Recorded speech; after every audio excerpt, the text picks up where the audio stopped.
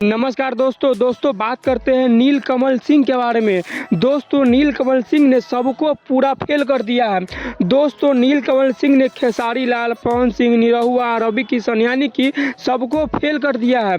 दोस्तों एक रिपोर्ट के मुताबिक सबसे ज़्यादा गाना के व्यूज अगर किसी का आता है तो वो है नीलकमल सिंह।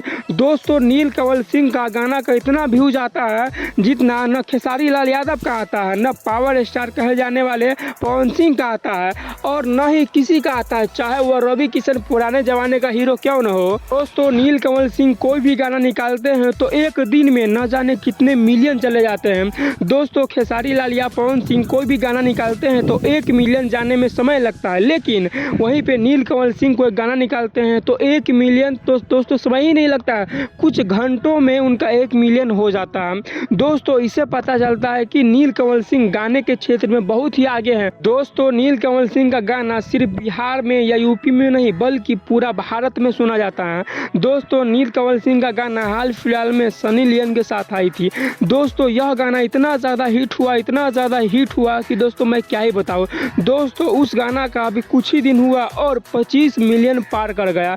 दोस्तों इससे पता चलता है कि नीलकमल सिंह का क्रेज कितना ज़्यादा है।